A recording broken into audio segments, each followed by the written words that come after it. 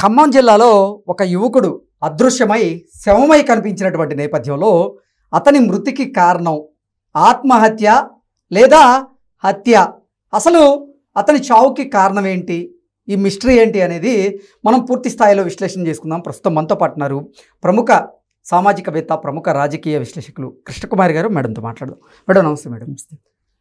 ఖమ్మం జిల్లాకి చెందిన ఒక సాఫ్ట్వేర్ ఉద్యోగి, అంటే సాఫ్ట్వేర్ రంగంలో రాణించాలని కోచింగ్ తీసుకుంటున్నటువంటి వ్యక్తి అదృశ్యమై శవమై తేలాడు.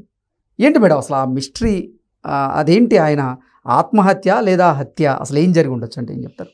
అంటే ఇది గమనిస్తే ఇప్పుడు క్షణాల్లో ఛేదించగలుగుతున్నారు పోలీసులు. అవును.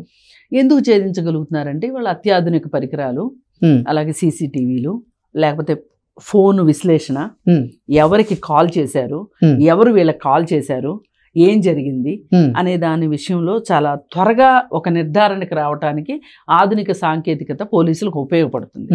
సరే, ఇదే ప్రాసెస్లో పోలీసులు ఏం చెప్తున్నారు దీని గురించి అంటే, ఆ అబ్బాయి ఏదైతే చెప్పాడో అలాంటిది ఏది జరగలేదని పోలీసులు చెప్తున్నారు. ఇప్పుడు మనం కూడా వివరాల్లోకి వెళ్తే, అన్నల దమ్ములు ఇద్దరు హైదరాబాద్లో ఉంటున్నారు. అన్న ఉద్యోగం చేస్తున్నాడు, తమ్ముడు కోచింగ్ తీసుకుంటున్నాడు. 22 ఏళ్ళు ఈ కోచింగ్ తీసుకునే పిల్లాడికి. ఇతను ముందే పండక్కి ఊరెళ్ళాడు. మరి ఈ అబ్బాయి కోచింగ్ అబ్బాయి కాబట్టి ముందే వెళ్ళగలిగాడు. పెద్ద అబ్బాయికి సెలవు లేకపోవడం వల్ల కొంచెం లేటుగా వెళ్ళాడు. అయితే అన్నయ్య హైదరాబాద్ నుంచి వస్తున్నాడు, నేను బస్ స్టాండ్ దగ్గర నుంచి అన్నయ్యని ఎక్కించుకుని వస్తాను అని చెప్పి ఇంట్లో బయలుదేరాడు. బయలుదేరి కొంత దూరం వెళ్ళిన తర్వాత వాళ్ళ ఇంట్లో వాళ్ళకి ఫోన్ చేసి, నన్ను ఆటో ఢీ కొట్టింది నా బండిని అని వాళ్ళ ఇంట్లో వాళ్ళకి సమాచారం ఇచ్చాడు ఇంట్లో వాళ్ళకి. ఇచ్చి ఇంకా కొంచెం ముందుకు వెళ్ళిన తర్వాత చెరువు కట్ట దగ్గరకు వచ్చి ఆగి, కాలువ కట్ట అనుకుంటుంది, కాలువ కట్ట దగ్గర ఆగి వాళ్ళ అన్నయ్యకి ఒక వాయిస్ మెసేజ్ పెట్టాడు. ఏమనంటే, ఇక్కడ ఒక అమ్మాయిని హత్య చేస్తున్నారు, నేను ఆ అమ్మాయిని కాపాడుతున్నాను, ఆ అమ్మాయిని చంపేశారు, నన్ను కూడా చంపేయబోతున్నారు అని వాయిస్ మెసేజ్ పెట్టి ఫోన్ కట్ చేశాడు. కట్ చేసేసి తర్వాత చూస్తే మరి ఇంట్లో వాళ్ళకి భయం వేస్తుంది. ఇప్పుడు ఈ అబ్బాయి చెప్పుంటాడు కదా ఇంట్లో వాళ్ళకి, అందరూ కలిసి గబగబా ఆ కట్ట దగ్గరికి వచ్చారు. చూస్తే అక్కడ బైక్ ఉంది, కానీ అక్కడ ఏదో పెనుగులాట జరిగినట్లు కానీ ఏమీ ఆనవాళ్ళు ఏమీ దొరకకపోతే ఈ అబ్బాయి ఏమై ఉంటాడు అని చెప్పి పేరెంట్స్ దగ్గర నుంచి మిస్సింగ్ కంప్లైంట్ తీసుకుని గాలించడం మొదలెట్టారు. కొణిజర్లో ఏదో తనిఖీల్లో ఏదో ఒక చోట ఈ శవం దొరికింది ఈ అబ్బాయిని. అయితే ఇంట్లో వాళ్ళు ఏమనుకున్నారు, ఈ అబ్బాయిని ఎవరో నిజంగానే చంపేశారు అని ఆ తల్లిదండ్రులు, ఊర్లో వాళ్ళు అందరూ కలిసి ఈ హత్య ఎలా జరిగిందో తేల్చాలి అని చెప్పి ధర్నా చేయడం మొదలెట్టారు రోడ్డు మీద ఆ శవంతో. అయితే ఇప్పుడు పోలీసులు ఏం చెప్తున్నారు, అసలు ఇలాంటి జరగలేదు అంటున్నారు. అంటే ఒక ఆటోలో ఒక అమ్మాయిని కిడ్నాప్ చేయడం కావచ్చు, ఈ అబ్బాయి ఒక్కడే ఈ సీసీ కెమెరాలో కనిపించినట్లుగా ఒక్కడే వచ్చినట్టు బైక్ వేసుకుని, ఆ కట్ట మీద అయితే సీసీ కెమెరాలు లేవు, ఆ వచ్చే మార్గమే వాళ్ళు గమనించి చెప్పారు. దూకింది అయితే చూడలే వాళ్ళు కూడా. అయితే మరి చెరువులో పడ్డాడు కాబట్టి ఇక దూకాడనే అనుకుంటారు కదా ఎవరైనా. అయితే ఇప్పుడు వాళ్ళు ఆ మాట చెప్పడానికి ఇంకొక కీలకమైన అంశం ఏంటంటే, ఇప్పుడు ఒక ఆటోలో ఒక అమ్మాయిని తీసుకుని రావాలి అంటే ఆ కట్ట మీదకి వచ్చే దారిలో సీసీ కెమెరాలు ఉంటాయి కదా, ఎక్కడా అలాంటిది ఏమీ జరగలేదు. ఇంకొకటి ఏంటి అంటే, ఏ అమ్మాయి అదృశ్యమైనట్లుగా కంప్లైంట్ లేదు. ఇప్పుడు అతను చెప్తున్నట్లుగా ఒక అమ్మాయిని ఎవరో చంపుతున్నారు అని చెప్పేది. అయితే దీంట్లో ఇప్పుడు వాళ్ళ అమ్మ వాళ్ళకి ఆటో ఢీ కొట్టింది అని చెప్పకుండా ఈ వాయిస్ మెసేజ్ మాత్రమే పెట్టున్నా మనకు డౌట్ వచ్చేది కాదు. అంటే తల్లిదండ్రులకేమో ఒకలాగా పెట్టారు, ఒకలాంటి సమాచారం ఉంది, అన్నయ్యకేమో ఇంకోలాంటి సమాచారం ఉంది. దీన్ని బట్టి అర్థమైంది ఏంటంటే మనకి ఇతను ఆత్మహత్య చేసుకున్నాడు. ఎందుకు మేడం? కారణం ఏముంటది? ఇప్పుడు చూస్తున్నాడు హైదరాబాద్లో నేర్చుకుంటున్నాడు కంప్యూటర్ కోర్సులు, అది నేర్చుకోవటం ఇష్టం లేకపోయి ఉండొచ్చు, ఆ ఉద్యోగం చెయ్యాలి అనే ఒక ఇష్టం లేకపోయి ఉండొచ్చు. పైగా తల్లిదండ్రులు కూడా తక్కువళ్ళు కాదండి, అంటే పిల్లలు మంచోళ్ళని కాదు నా ఉద్దేశం. ఇక్కడ ఏం చెప్తారంటే, ఈ వయసు అప్పుడు అన్నయ్య ఇలా ఇలా నేర్చుకున్నాడు, అన్నయ్య ఇలా ఇలా ఉన్నాడు, నువ్వు చూడు అని ఈ అబ్బాయికి చెప్పి వాళ్ళు పాపం ఏంటంటే ఒక ఎగ్జాంపుల్గా చెప్పి ఈ అబ్బాయిలో ఒక ఉత్సాహాన్ని నింపటానికో లేకపోతే ఈ అబ్బాయిని ఒక ఉద్యోగం వైపు వెళ్ళేలా మోటివేట్ చేయడానికి తల్లిదండ్రులు చెప్పుండొచ్చు. నేను వాళ్ళని కూడా తప్పు పట్టను. కానీ ఎక్కడ తప్పు పడతాను అంటే అసలు ఈ అబ్బాయికి అది ఇష్టం ఉందా లేదా అని తెలుసుకోవాలి. ఉద్యోగం అంటే సాఫ్ట్వేర్ ఒకటే కాదు కదా, సాఫ్ట్వేర్ ఒకటే కాదు, అతని ఇంట్రెస్ట్ ఎక్కడుందో తెలియదు కదా. అది ఆలోచించి ఈ అబ్బాయి ఆ ఇంట్రెస్ట్ ప్రకారం ఈ అబ్బాయిని ఫీడ్ చేయగలిగే ఆర్థిక పరిస్థితి ఉందో లేదో తెలియదు. బహుశా ఇప్పుడే అన్న ఉద్యోగం చేస్తుంటే అన్న దగ్గర ఉంటున్నాడు అంటే ఈ తమ్ముడికి నేర్పించే ఫీజుల దగ్గర నుంచి ఆ అబ్బాయి తిండి ఖర్చుల దగ్గర నుంచి అన్నీ అన్నే భరిస్తున్నాడు అయి ఉండాలి ఖచ్చితంగా. ఎగ్జాక్ట్లీ.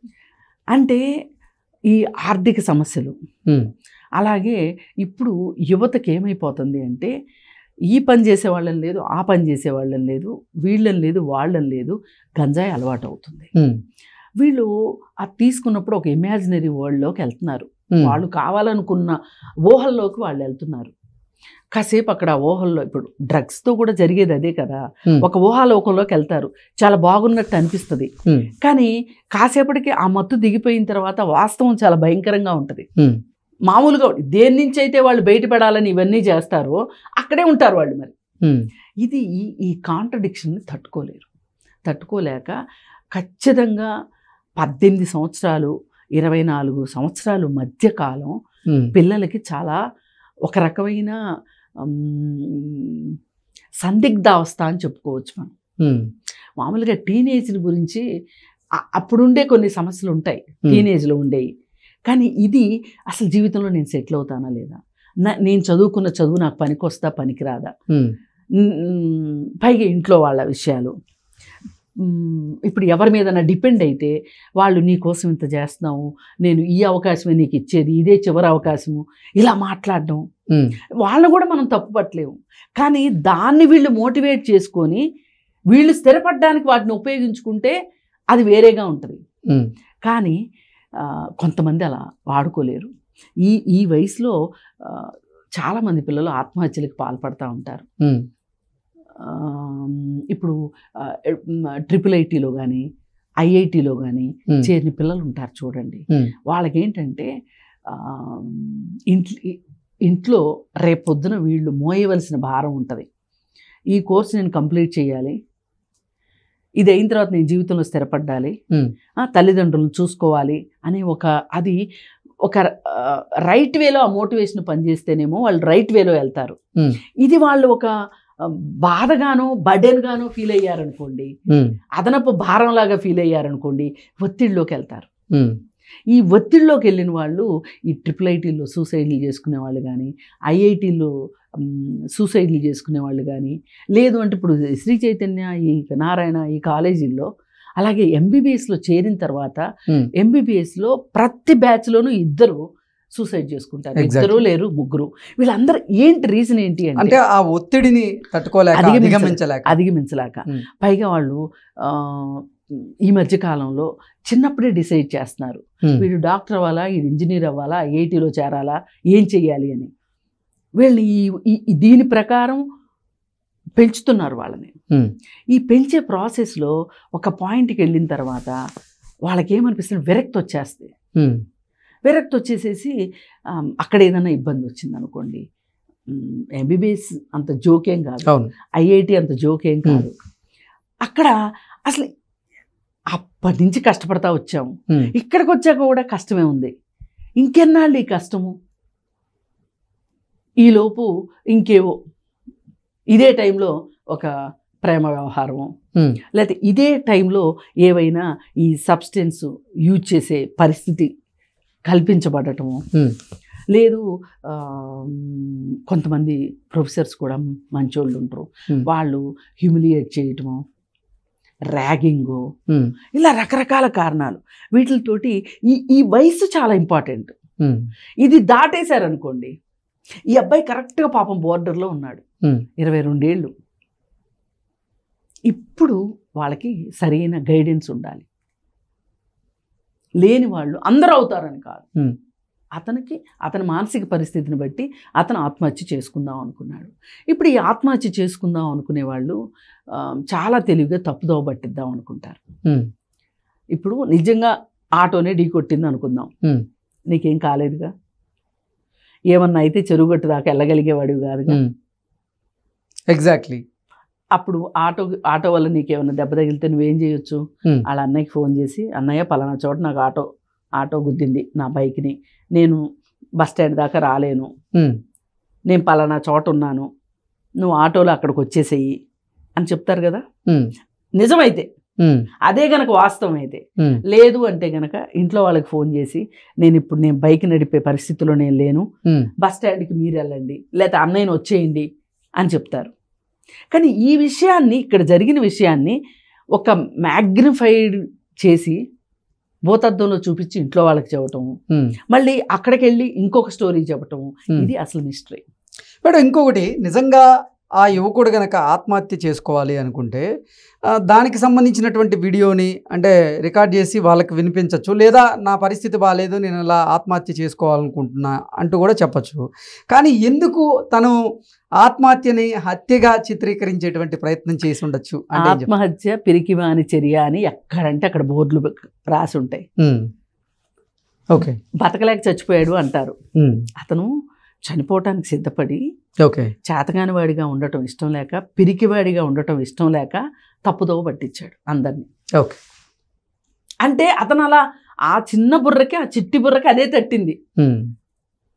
కానీ ఈ మాత్రం మాట్లాడుకునే వాళ్ళు ఉంటారని, ఈ మాత్రం అర్థం చేసుకోలేని ప్రపంచమే అతని చుట్టూ ఉంది అని అనుకుంటే ఎట్లా? ఇదే భ్రమ. అసలు భ్రమ అంతా ఇక్కడే ఉంది. అంటే అతను ఒక వాస్తవ పరిస్థితులకు దూరంగా బతుకుతున్నాడని అర్థం. దీన్ని బట్టి అతను ఒక లాజిక్ లేని, ఇల్లాజికల్గా, అసలు తర్కం అతనికి ఇప్పుడు ఎవరైనా ఎంత చిన్నవాళ్ళకైనా అర్థమవుతుంది. ఇద్దరికి 2 రకాల మెసేజ్ ఇచ్చాడు అంటే దాంట్లో రెండిట్లో వాస్తవం లేదనే తెలిసిపోయింది. అందుకోసం ఏంటంటే మనం ఇలా అని అనుకోవచ్చు. పైగా వాళ్ళకి ఏంటి అంటే చనిపోవాలని డిసైడ్ చేసుకున్నా కానీ ఏదో ఒక క్షణంలో వెనక్కి రావాలనుకుంటారు. ఎగ్జాక్ట్లీ. వెనక్కి రావాలి అనుకున్నప్పుడు ఆ టైంలో ఎవరైనా సరే ఇది ఆపితే బాగుండు. ఇప్పుడు 100 మంది ఆత్మహత్య చేసుకుందాము అనుకుని డిసైడ్ అయితే ఫుల్ ఫ్లెడ్జ్డ్గా ఒక్కళ్ళే చేసుకుంటారు. పుట్టిన ప్రతి మనిషి ఏదో ఒక సందర్భంలో జీవితకాలంలో ఒక్కసారైనా అసలు ఈ బతికేంటి, చస్తే బాగుండు అనుకోకుండా ఎవరు ఉండరు ఏదో ఒక టైంలో. కాకపోతే అందరూ చెప్పాల్సిన అవసరం లేదు, అందరూ చెప్పరు కూడా. ఎవరన్నా క్లోజ్ పీపుల్కి చెప్పుకుంటారేమో. కానీ ఇదే మాట అనకపోయినా కానీ నేను ఈ క్షణమైనా నేను చచ్చిపోతాను, నేను నిండు 100 ఏళ్ళు ఉండాలనుకోవట్లేదు, ఇట్లాంటి స్టేట్మెంట్స్ పాస్ చేస్తూ ఉంటారు. నేను కూడా అంటుంటా అప్పుడప్పుడు. సహజం ఇది. అంటే ఇది మొయ్యలేని భారము అనిపించినప్పుడు, జీవితం భారమైనప్పుడు, ఏ ఆశ చుట్టుపక్కల కనిపించినప్పుడు, ఇది మాత్రమే పరిష్కారం అనుకున్నప్పుడు తీసుకునే నిర్ణయం ఇది ఏమాత్రం పిరికివారి చర్య కాదు. బతకటం కంటే చావటానికి ఎక్కువ ధైర్యం కావాలి. ఏ రోజైతే వాళ్ళ పరిస్థితి నుంచి వాళ్ళకి కన్నీరు రాదో, సెల్ఫ్ సింపతి పోతుందో, ఉండదో. అసలు ప్రతి వాళ్ళము సెల్ఫ్ సెంట్రిక్గా ఉంటాము, సెల్ఫ్ సింపతి ఉంటుంది. నాకే ఈ కష్టం ఎందుకు వచ్చింది అని ఆలోచిస్తాం, ఏడ్చుకుంటాం, కన్నీళ్ళు వచ్చేస్తాయి. అంటే కన్నీళ్ళు కూడా రానంత బండబారిన పరిస్థితిలోనే ఆత్మహత్యకు సిద్ధం అవుతారు. అదేదో ఆ క్షణికావేశంలో ఆత్మహత్య చేసుకున్నారనేది ఒట్టి మాట. ఎప్పటి నుంచో ప్లానింగ్ ఉంటుంది. అందుకని మనము ఎవరైనా పిల్లలు ఇలాంటి పరిస్థితి ఉంటే మంచి గైడెన్స్ ఇవ్వటం కానీ, లేదు సైకాట్రిస్ట్కి చూపించడం కానీ, లేదు సైకాట్రిస్ట్ అనేది చాలా పెద్ద మాట అనుకుంటే కనుక ఏదైనా రోషిని కౌన్సిలింగ్ సెంటర్ లాంటి కౌన్సిలింగ్ సెంటర్లకు తీసుకెళ్ళడం కానీ, లేదు అనుకుంటే బాగా పెద్దవాళ్ళు ఎవరైనా, అంటే ఈ పిల్లలు ఒక మేనమామకో, ఒక బాబాయికో, నాయనమ్మకో, అమ్మమ్మకో ఎవరో ఒకరికి కొంచెం ఒక ఎమోషనల్ బాండింగ్ ఉంటుంది. లేదా ఫ్రెండ్స్తోనూ అలాంటి వాళ్ళు ఎవరైనా ఆ సందర్భంలో వాళ్ళకి కాస్త ఊరటించేటట్టు మాట్లాడటం, ఒక ఆశని కల్పిస్తే గనక ఇది నివారించవచ్చు. ఓకే.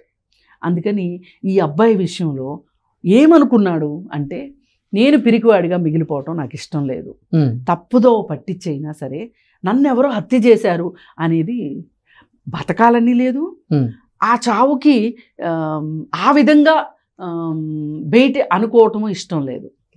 అందుకని ఇలా జరిగిందని నేను బలంగా, అంటే చాలా కేసులు చూసిన తర్వాత బలంగా అనిపిస్తుంది. Okay madam, thank you so much. Thank you.